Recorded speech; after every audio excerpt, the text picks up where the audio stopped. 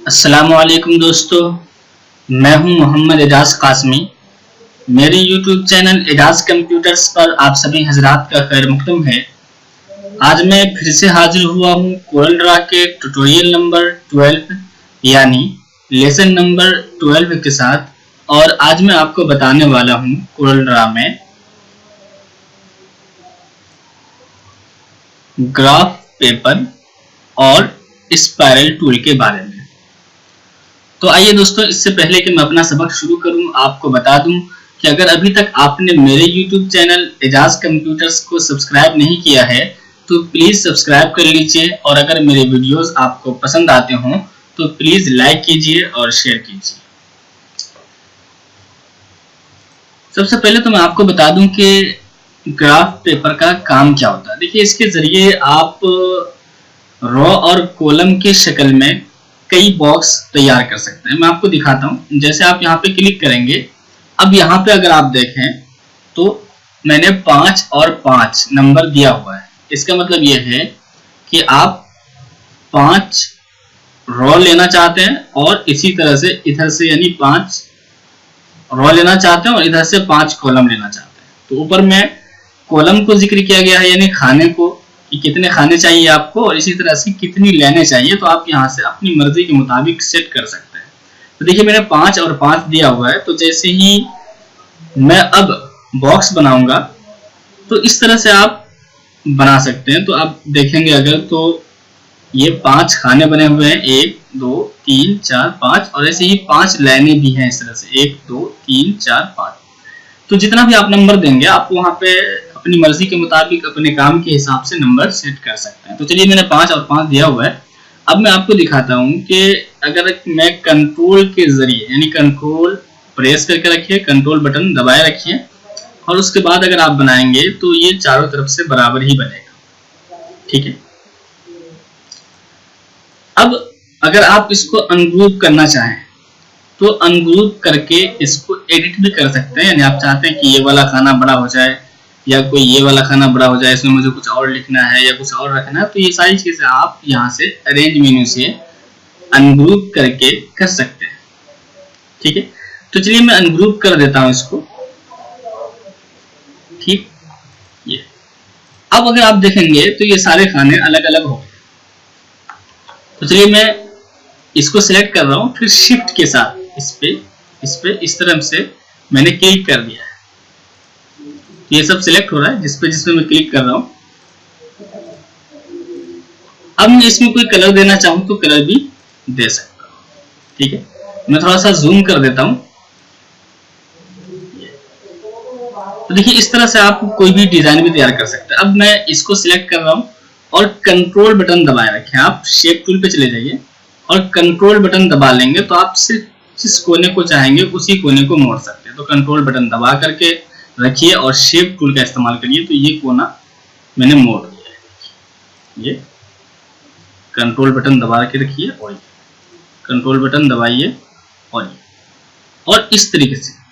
अब चूंकि मुझे चारों कोनों को मोड़ना है तो आप कंट्रोल दबाए बगैर यानी कंट्रोल नहीं दबाइए और फिर इस तरह से करिए तो ये चारों कोना गोल हो जाएगा। कंट्रोल दबाएंगे आप तो जिस कोने को मोड़ना चाहेंगे उसको आप मखसूस तौर पे मोड़ सकते हैं।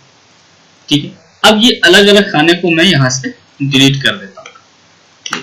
तो इस तरह की शक्ल आप दे सकते हैं। अगर आप चाहें तो इनको सिलेक्ट करके शिफ्ट के साथ इन सबको अलग कलर भी दे सकते हैं। ये देखिए, इस तरह से आप ग्राफ पेपर के जरिए डिजाइन तैयार कर सकते हैं। या फिर आप कैलेंडर वगैरह तैयार करते होंगे तो चलिए मैं ग्राफ पेपर पे ही जाता हूं। ये और फिर मैंने यहां से 5 रो और 5 कॉलम इस तरह से ले लिया मैंने। ये अगर आप इसके आउटलाइन को थोड़ा सा पॉइंट बढ़ाना चाहते हैं यानी मोटा करना चाहते हैं तो आप यहां से डबल इस हिस्से पे आप देख रहे होंगे, यहाँ पे इस वाले पेन पे आप डबल क्लिक कर दीजिए। डबल क्लिक करेंगे इस तरह का बॉक्स आ जाएगा। अब यहाँ पे आप चाहें तो बढ़ा भी सकते हैं। चलिए मैंने 2 पॉइंट कर दिया और ओके कर देता हूँ। ठीक। अब अगर आप चाहें तो कैलेंडर में देखते होंगे जैसे तारीख वगैरह सेट किया हुआ होता है इस तरह के बॉक्स में, तो आप इस तरह से कैलेंडर वगैरह की शक्ल भी इसको दे सकते हैं। और चाहें तो आप इसमें तारीख वगैरह भी सेट कर सकते हैं। तो चलिए मैं दिखाता हूँ कि कैसे सेट करेंगे। इसके लिए आप यहाँ से टेक्स्ट टूल ले लें और यहाँ से नंबर पहले लिख लें, जैसे कि ये 1, हर के बाद एंटर लगा दीजिए।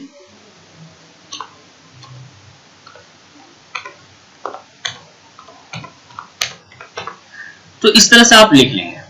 तो देखिए अभी सब एक साथ है, अगर आप चाहते हैं कि सब नंबर अलग अलग हो जाए, ठीक है, तो चूंकि हमने हर एक के बाद इंटर लगा दिया है, तो अब यहाँ से अरेंज मेन्यू से ब्रेक आर्टिस्टिक टेक्स्ट का इस्तेमाल करेंगे, यानी इस पे आप क्लिक कर दीजिए, या फिर आप अपने कीबोर्ड से Ctrl+K बटन का भी इस्तेमाल कर सकते हैं, ठीक है।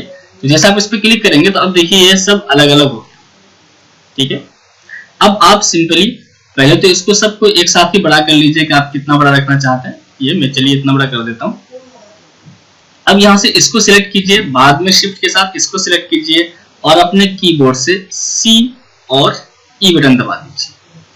तो देखिए अभी यहाँ क्यों चला गया, इसलिए कि ये सब एक साथ ही है, यानी ग्रुप है। तो चलिए मैं इसको पहले अनग्रुप कर देता हूँ एक मरतबा, ये, और यहाँ से अनग्रुप, ठीक, या फिर अरेंज मेन्यू से, या फिर आप Ctrl+U भी दबा सकते हैं कीबोर्ड से। तो चलिए मैंने अनग्रुप कर दिया, तो देखिए अभी अलग हो गया। तो अब यहाँ से इसको सिलेक्ट कीजिए, बाद में शिफ्ट के साथ इसको सिलेक्ट कीजिए और C और E, देखिए इसको सिलेक्ट किया मैंने, शिफ्ट के साथ इसको सिलेक्ट किया, C और E।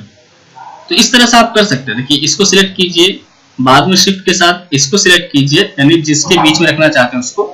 और मैं आपको दिखा देता हूँ अरेंज मेन्यू में अलाइन एंड डिस्ट्रीब्यूट में, यहाँ से आपको देखिए ये C और E, अगर आपको बटन ना समझ में आ रहा हो तो आप यहाँ से देख भी सकते हैं, ठीक है। C दबाना है पहले ये वाला, फिर बाद में ये वाला E, ठीक है। तो देखिए जैसे आप C दबाएंगे तो ये चौड़ाई के एतबार से बीच में आ जाएगा, और फिर आपने कीबोर्ड से E दबा दीजिए, क्योंकि वहां जाने में थोड़ा वक्त लगेगा, तो आप इसको याद कर लीजिए, शिफ्ट C और E।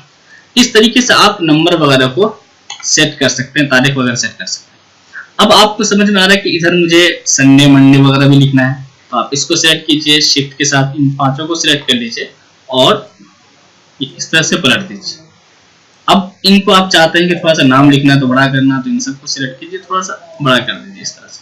अब इसमें आप लिख सकते हैं, संडे को आप चाहते हैं कि हरा कलर दे दें, यानी उस दिन, बल्कि लाल कलर, ये जुमा को आप चाहते हैं कि इस तरह से हरा कर दें, तो ये सारी चीजें आप कर सकते हैं, बाद में एडिटिंग कोई दिक्कत की बात नहीं है। तो इस तरह से आप तारीख वगैरह भी ग्राफ पेपर के अंदर सेट कर सकते हैं और कैलेंडर वगैरह की शक्ल इसे दे सकते हैं। इसके बाद जो है आपका स्पाइरल टूल है, इसके जरिए से आप यहाँ पर कोई भी इस तरह की शक्ल दे सकते हैं, यानी थोड़ा सा राउंड, ठीक है, आप देख रहे होंगे इसको। तो जैसे आप इस पे क्लिक करेंगे स्पाइरल टूल पे, ठीक है, ऐसे यहाँ पे अगर देखें आप तो 4 नंबर है फिलहाल, मैं इसको कर देता हूँ 8, ठीक है। अब मैं यहाँ से बना रहा हूँ, तो देखिए इस तरह से बन रहा है। इसको अगर आप चाहें तो थोड़ा सा आउटलाइन इसका यहाँ से मोटा कर दीजिए, ये 8, बल्कि मैं कर देता हूँ थोड़ा सा और 12, ये, और करना चाहें आप तो 16 कर दीजिए। अब आप देख रहे होंगे और समझ रहे होंगे कि ये किसकी शक्ल इख्तियार कर चुका है। अब यहाँ से आप चाहे तो राइट क्लिक करके इसमें ये कलर दे दीजिए, बल्कि इसको और डार्क करके यहाँ से ये कलर अभी आप दे सकते हैं, ठीक है।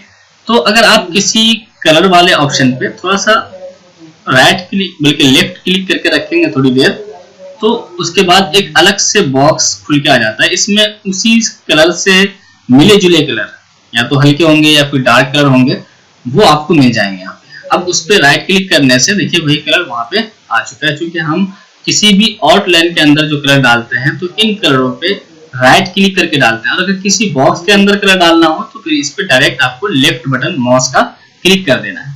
तो चलिए देखिए मैंने इसको शक्ल दे दिया है मोर्टिन का, जिससे आप मच्छर वगैरह भगाते हैं, ठीक है। अब अगर आप चाहें तो यहाँ पे बेजियर टूल के सहारे से, चलिए मैं बेजियर टूल ले लेता हूँ ये, और यहाँ से आप इस तरह करके यहाँ से एक और बॉक्स बना करके इसको आप कोई और शक्ल इस तरह से दे करके यहाँ से, तो इस तरह से आप इसको शक्ल दे सकता है। तो उम्मीद करता हूं दोस्तों कि आज आपने ग्राफ पेपर टूल और स्पाइरल टूल को समझ लिया होगा। तो इसी तरह से मेरी वीडियोस को देखते रहिए, और अगर मेरी वीडियोस आपको पसंद आते हों तो प्लीज लाइक कीजिए और शेयर कीजिए। और अगर अभी तक आपने मेरे YouTube चैनल एजाज कंप्यूटर्स को सब्सक्राइब नहीं किया है तो प्लीज सब्सक्राइब कर लीजिए। Thank you for watching.